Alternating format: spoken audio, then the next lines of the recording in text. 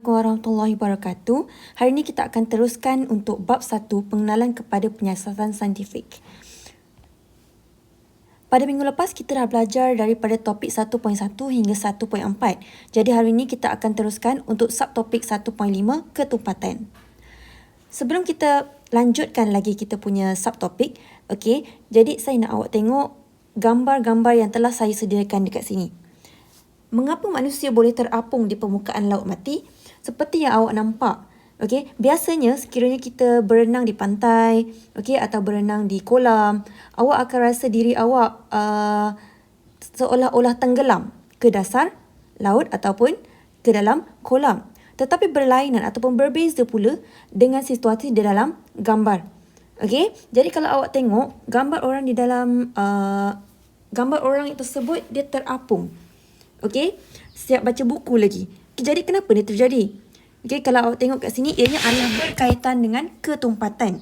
Okey, di mana hal ini kerana laut mati mengandungi garam yang sangat banyak sehingga menyebabkan air lautnya sangat tumpat berbanding laut biasa. Okey, jadi bila air laut sangat tumpat berbanding dengan manusia tersebut, okey, jadi yang tumpat, ini adalah konsep yang tumpat dia akan sentiasa berada di bawah dan yang kurang tumpat dia akan berada di atas.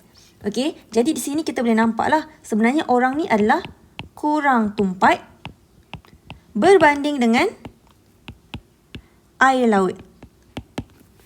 Okey, jadi kita akan faham lebih kepada konsep selepas ini bagaimana keadaan sebenar. Okey, supaya kita boleh faham konsep ketumpatan.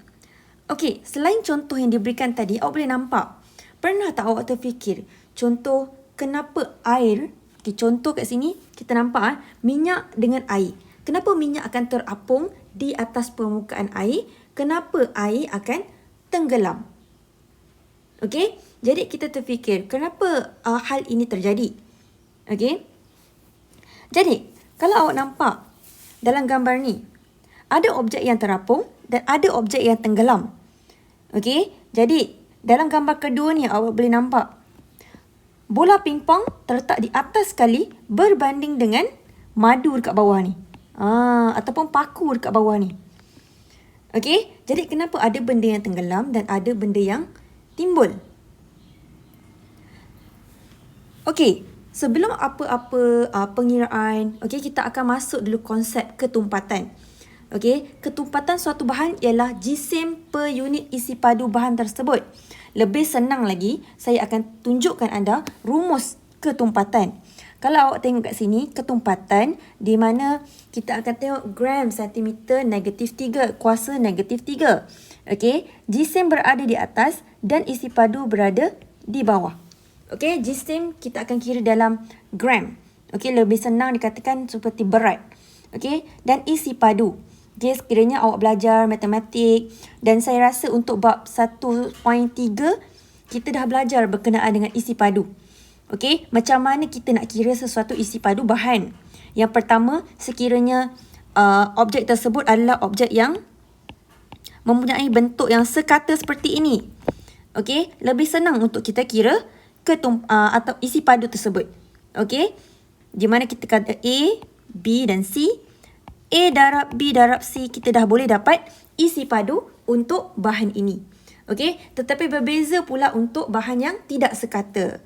Okey, jadi formula ini adalah satu formula yang perlu ingat. Okey, jadi tolong ingat formula tersebut. Okey, kalau awak tengok gambar ini ya. Okey, contoh, saya akan bagi contoh pengiraan. Kita ada gambar A dan gambar B. Okey, jadi untuk gambar A dan B, saya akan bagikan isi padu yang sama. Sebab kalau awak nampak, isi padu kedua-dua bahan ni adalah sama. Okey, contoh, saya ada 3 cm untuk tinggi, 3 cm lebar dan 3 cm panjang. Okey, jadi untuk isi padu A dan B, awak akan dapat 9 cm kuasa 3. Okey. Kemudian yang berbeza dekat sini, awak akan nampak bulat-bulat ni, ini kita panggil sebagai atom. Okey, nanti kita akan belajar untuk next topic, apa itu atom. Dan kemudian, untuk berat pula. Kalau A, saya akan katakan berat dia adalah contoh kita bagi sebagai 5 gram. Berat B, okey. Berat B dia lebih banyak molekul kat dalam. Jadi dia adalah lebih berat. Saya akan bagi lebih kurang 10 gram. Okey. Jadi dekat sini, yang pertama kita ada A. Okey, kita ada jisim dia 5 gram bahagi dengan isi padu. Isi padu dekat sini tadi kita dah dapat 9 cm kuasa 3. Okey, jadi awak ambil kalkulator, awak kira, awak akan dapat 0.56 gram centimeter negatif 3. Okey. Ini untuk isi ketumpatan bahan A. Untuk ketumpatan bahan B pula. Okey, cara yang sama cuma yang berbezanya adalah nilai. Okey, berat jisim. Kemudian bahagi dengan 9 cm kuasa 3, awak akan dapat, tekan kalkulator, bahagi dengan 9, awak akan dapat 1.11 gram centimeter kuasa negatif 3. Okey, jadi awak akan nampak perbezaan antara ketumpatan bahan A dan bahan B. Okey, bahan A dia adalah lebih kurang tumpat berbanding dengan bahan B. Okey, jadi konsep dia ketumpatan awak akan nampak dekat sini. Walaupun dia punya saiz isi padu adalah sama, tetapi ianya juga bergantung kepada jisim. Okey. Okey, kemudian keapungan bahan bergantung kepada ketumpatan bahan. Okey, ini yang saya nak highlightkan. Okey, jadi ketumpatan ni memainkan peranan penting, yang sangat penting, macam mana awak akan nampak dalam suatu situasi. Okey, bahan yang lebih tumpat, okey, contoh dekat sini, bahan yang lebih tumpat akan tenggelam dalam cecair yang kurang tumpat daripadanya, manakala bahan yang kurang tumpat akan timbul di atas permukaan cair yang lebih tumpat daripadanya. Okey, jadi maksudnya dekat sini kita boleh faham. Lebih tumpat tenggelam. Kurang tumpat dia akan timbul. Okey, jadi kita akan tengok lebih detail lagi contoh bahan-bahan yang ada dekat sini. Saya akan bagi contoh, kita ada saya akan ambil mercury. Okey, mercury ni awak boleh jumpa lah dekat dalam termometer dekat dalam lab. Okey, kita ada mercury di mana ketumpatan dia adalah 13.60 gram centimeter negatif 3. Kemudian kita ada aluminium. Okey, jadi awak nampak tak perbezaan nilai ni? Mercury dia adalah cecair. Okey, cecair ni dia punya density ataupun ketumpatan adalah 13.6. Kemudian aluminium 2.70 gram centimeter negatif 3. Nilainya adalah lebih rendah. Maksudnya ketumpatan dia adalah kurang berbanding dengan mercury. Kurang tumpat aluminium. Mercury adalah lebih tumpat. Jadi sekiranya anda ada mercury di sini, dia adalah cecair kan? Aluminium adalah logam. Anda akan nampak aluminium ni dia akan timbul di permukaan mercury. Okey, sebab apa? Sebab aluminium ni adalah kurang tumpat berbanding dengan mercury. Okey, jadi awak boleh cuba untuk create ataupun lukis sendiri berdasarkan contoh yang diberikan dan ketumpatan ini. Okey, jadi contoh, lebih contoh lagi ni. Okey, kalau awak nampak petrol, air dengan mercury, kita boleh nampak susunan ketumpatan yang ada dekat sini.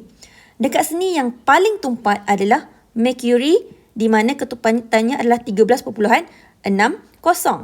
Okey, diikuti dengan air kurang tumpat berbanding dengan mercury, 1.00 gram centimeter negatif 3.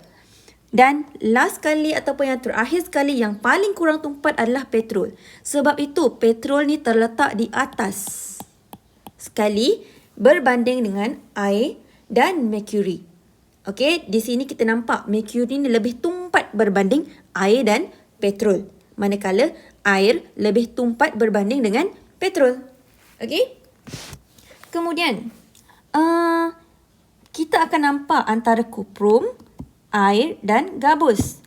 Okey, kuprum ketumpatan dia adalah 8.92 di mana ianya adalah lebih tumpat berbanding dengan air dan gabus. Sebab itu, kuprum ni dia terletak dekat bawah ataupun dasar beaker tersebut. Okey, manakala air ketumpatan dia adalah 1.00, dia terletak di tengah-tengah, dan gabus seperti yang kita tahu berat dia adalah lebih kurang dan ketumpatan dia adalah lebih kurang 0.24. Sebab itulah dia akan terletak di tempat paling atas di permukaan air. Okey, jadi untuk yang ini. Untuk yang ini apa yang kita perlu buat adalah kita perlu susun petrol, merkuri, air, ais, gabus dan kuprum mengikut urutan menaik berdasarkan ketumpatan setiap bahan. Okey, jadi bila disuruh kita susun, kita cuba buat satu mungkin glass jar ataupun kita boleh guna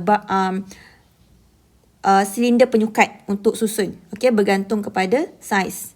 Okey, tapi disebabkan yang ini kita cuba buat dekat sebelah ni je. Okey, yang pertama sekali awak kena buat, awak tengok dulu dekat mana yang mana satu adalah cecair. Dekat sini kita ada petrol, merkuri dan air. Okey, jadi ketiga-tiga ni adalah liquid ataupun cecair. Okey, jadi kita lukis tiga-tiga ni dulu. Sekarang kita ada petrol, merkuri dan air tulen ya. Okey, jadi sekarang yang paling berat sekali adalah merkuri. Yang paling ketumpatan dia tinggi sekali adalah merkuri. Jangan lupa label. Okey, diikuti dengan air tulen.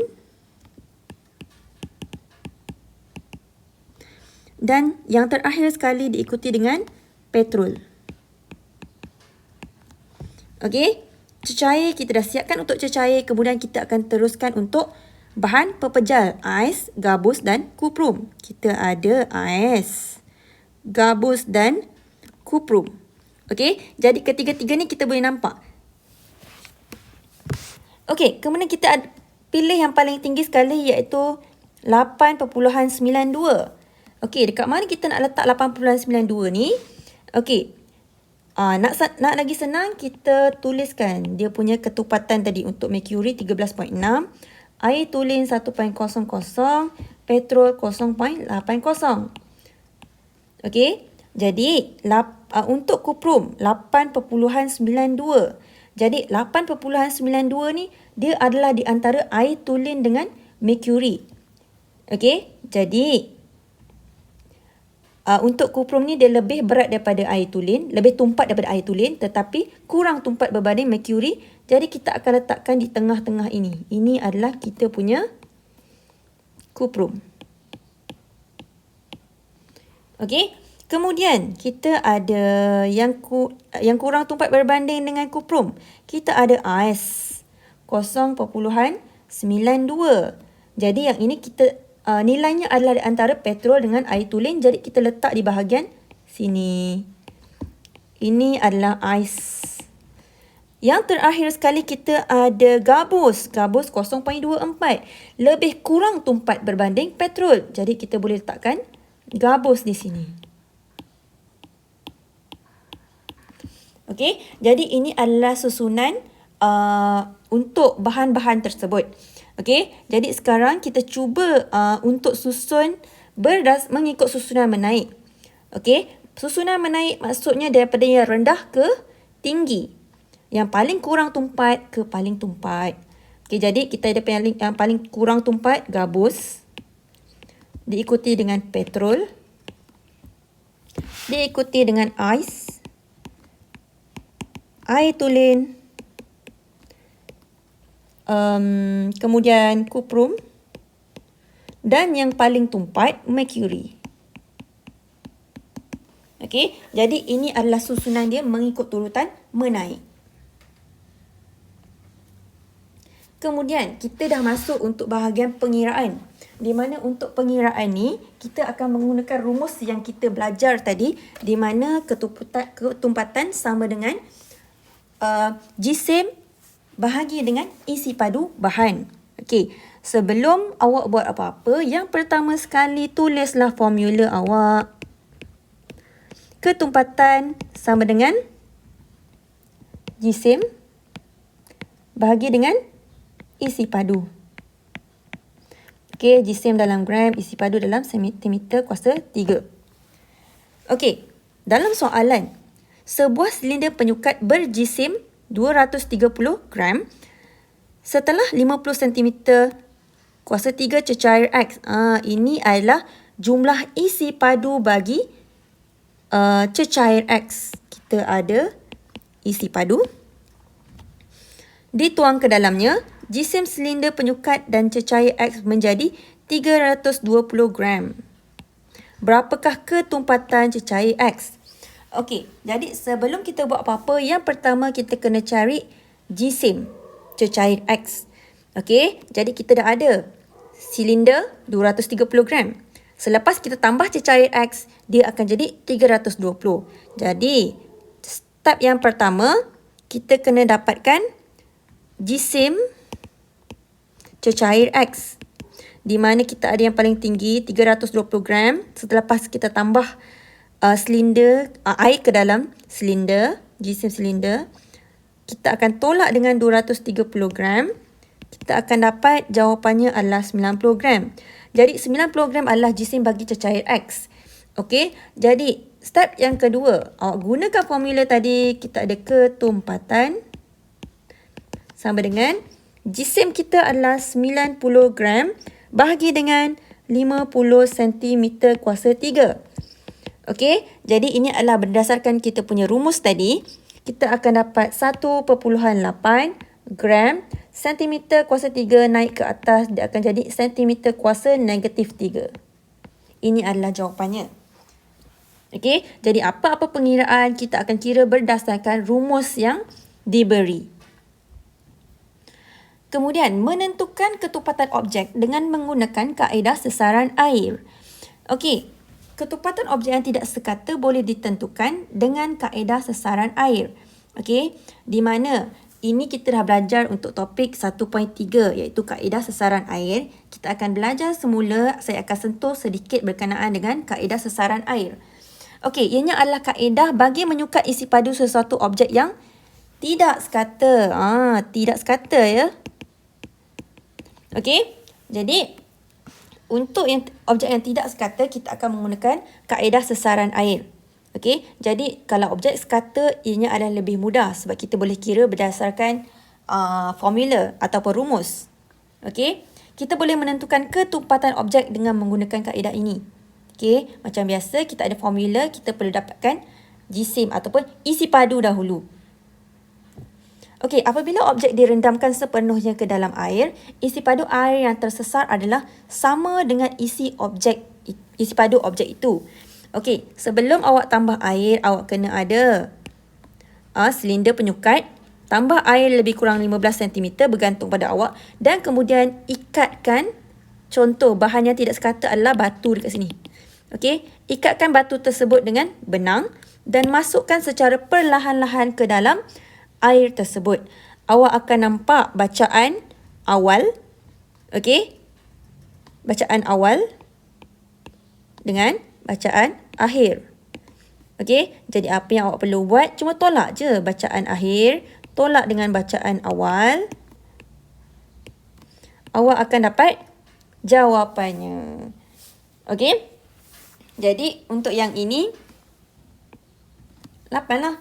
Okey, sentimeter kuasa 3. Isi padu mesti kuasa 3.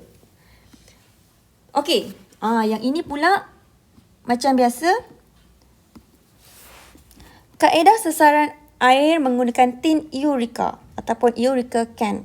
Okey, jadi yang ini kita belum pernah belajar, tapi ini pun adalah salah satu cara untuk kita cari isi padu air. Maaf, isi padu bahan yang tidak sekata. Okey, dekat sini sama juga kita menggunakan batu. Ini adalah yang kita panggil sebagai tin eureka. Okey, jadi untuk tin eureka ni kita isikan air lebih kurang jumlah yang sepatutnya, dan kemudian kita masukkan air lebih kurang sampai sini, dan kemudian kita masukkan batu yang telah diikat dengan benang. Okey, jumlah air yang jatuh ke dalam silinder penyukat, contoh sampai sini, ini adalah merupakan isi padu batu ataupun bahan yang awak gunakan dalam eksperimen. Okey, jadi masih sama kita menggunakan kaedah sesaran air, tetapi cuma metod ataupun cara dia berbeza. Okey, kita menggunakan tin eureka. Okey, kemudian sekiranya objek itu kurang tumpat daripada air, contoh tadi awak menggunakan batu kan. Batu kita tahu, batu ni adalah sejenis bahan yang of course dia akan tenggelam di dalam air. Tetapi berbeza pula macam gabus ataupun polistrina. Okey, untuk yang ini sekiranya kita masukkan dalam air, dia akan timbul. Sebab dia memang adalah kurang tumpat berbanding dengan air. Jadi apa yang perlu kita buat? Macam biasa, kita sediakan measuring cylinder A. Okey, sebelum tu kita tengok dulu 20 cm kuasa 3 untuk isi padu air. Okey. Kemudian kita tambah, kita ukur ke isi padu batu dahulu. Okey. Dalam pada yang masa sama kita sediakan gabus. Selepas kita ukur batu tadi, kita masukkan gabus, ikat gabus di atas batu. Okey, jadi yang ini contoh daripada A tadi kita ada 20 cm kuasa 3. Okey, jadi bila air dia naik, okey awak nampak tadi kan? Ini adalah isi padu untuk batu. Okey, jadi kalau awak nampak isi padu untuk batu ni kita ada 35, jadi 35 tolak dengan jumlah asal air, kita akan dapat 15 cm kuasa 3. Ini adalah isi padu batu. Kemudian kita nak cari isi padu untuk gabus. Okey, jadi untuk gabus ni macam biasa, sama juga. Okey, jadi awak nampak perbezaan kat sini. Jadi ini adalah isi padu untuk gabus. Okey, kalau dekat sini awak boleh directly nampak 5 cm kuasa 3. Okey, ataupun awak boleh tolak tadi. Kat sini awak dapat 35, 40 cm kuasa 3. Tolak dengan 35 cm kuasa 3, awak akan dapat 5 cm kuasa 3. Okey, jadi gabus walaupun ketumpatan dia adalah kurang berbanding air dan dia akan timbul, tapi kita masih boleh ukur dia punya isi padu. Okey. Okey, seterusnya kita akan tengok perbezaan ketumpatan dalam kehidupan seharian. Okey, dalam kehidupan seharian kita akan nampak macam-macam. Okey, mungkin kita tak sedar apa yang kita buat, apa yang kita nampak itu adalah konsepnya berdasarkan ketumpatan. Contohnya yang pertama kita ada ais. Okey, awak ada air, awak ada ais, awak masukkan ais dalam air dan awak akan nampak ais ni adalah timbul di atas permukaan air. Okey, jadi dekat sini kita boleh nampak sebenarnya air lebih tumpat berbanding ais. Okey. Jadi ais adalah kurang tumpat daripada air, jadi ia terapung di permukaan air. Kemudian belon yang berisi gas helium terapung di udara kerana gas helium kurang tumpat daripada udara. Okey. Gas helium, sekiranya kita menggunakan gas helium untuk diisi di dalam belon, okey, jadi biasanya untuk yang ini kita akan ada tong gas helium lah. Okey, biasanya untuk yang ini digunakan di kedai-kedai yang memang menjual cenderamata ataupun kedai bunga. Okey, mereka memang ada tong gas untuk helium. Okey, jadi gas ini sangat ringan. Okey, bila dia lebih ringan berbanding dengan udara, okey, helium, okey, bila dia lebih ringan dia akan terapung. Okey, jadi awak boleh nampak beza antara belon yang awak tiup sendiri, okey, belon yang awak tiup dengan belon yang kita menggunakan gas helium. Okey, kemudian kita ada contoh lain di mana kapal selam. Okey, kapal selam boleh tenggelam atau timbul apabila jumlah air di dalam tangki ballast berubah kerana udara adalah kurang tumpat daripada air. Okey, awak mungkin pernah terfikir macam mana kapal selam ni boleh tiba-tiba tenggelam, tiba-tiba terapung. Okey, jadi hari ni kita akan tengok sedikit macam mana proses ini berlaku. Okey, yang pertama dekat kapal selam ada satu tank, okey, di mana kita namakan sebagai tank ballast, okey, di mana air boleh masuk dan air boleh keluar. Kita akan tengok. Ini pun menggunakan konsep density ataupun dia menggunakan konsep ketumpatan. Okey, di mana yang pertama, apabila tangki ballast dipenuhi air, ketumpatan kapal selam bertambah. Okey, nampak? Dekat dalam tangki dia ada satu rongga. Okey, air akan masuk dan memenuhi tank ballast. Okey, dia akan memenuhi tangki tu. Okey, dan air akan masuk memenuhi sini. Maka dia akan menjadikan ketumpatan kapal selam ni meningkat. Okey, dekat sini ketumpatan bertambah, kapal selam tenggelam. Okey, sebab dia punya ketumpatan dah berat. Okey, dah tinggi. Jadi dia akan tenggelam di dalam air. Okey, jadi itu dia dah masuk dalam air, dah tenggelam. Jadi apa dia buat? Dia perlu buat untuk timbul kembali di permukaan air. Apa yang dia buat adalah dia keluarkan air daripada tangki tadi. Okey, bila air keluar, air surut, ketumpatan pun akan berkurang. Okey, maka kapal selam akan naik. Jadi kita nampak kat sini bila air keluar, okey, dia punya ketumpatan berkurang, kapal selam akan timbul. Okey, jadi ini adalah konsep di mana kapal selam ni dia menggunakan konsep ketumpatan supaya kapal selam boleh timbul dan kemudian tenggelam. Okey, jadi konsep ni pun kita guna dekat dalam kapal biasa juga. Okey, kemudian dekat dalam raket. Okey, inovasi objek makanan ataupun minuman menggunakan konsep ketumpatan. Okey, jadi kalau awak pergi sebuah restoran tu, mungkin awak akan order sirap bandung. Okey, apa lagi? Kopi ais. Okey, kopi 3 layer. Ini adalah penggunaan konsep ketumpatan. Okey, sebab pengusaha restoran ni dah menjadi sangat kreatif dan kadang-kadang kita pun bila kita datang ke sesebuah restoran kita agak tertarik. Contoh kalau awak nampak air macam ni kan, of course lah kita tertarik, betul tak? Kita rasa macam nak order lah, kemudian nak minum lah. Jadi ini pun menggunakan konsep ketumpatan. Okey, jadi kalau awak nampak dekat sini air yang dekat bawah ni mungkin dia menggunakan gula Melaka ke, okey, gula Melaka yang paling tumpat diikuti dengan layer yang ni dan layer yang ini. Okey, kopi 3 layer kan. Okey, jadi benda ni sangat kreatif tetapi dalam masa yang sama juga konsep ataupun kandungan gula dalam bahan-bahan ini agak tinggi. Okey, jadi elakkan makan ataupun minum minuman yang terlampau banyak gula macam ni.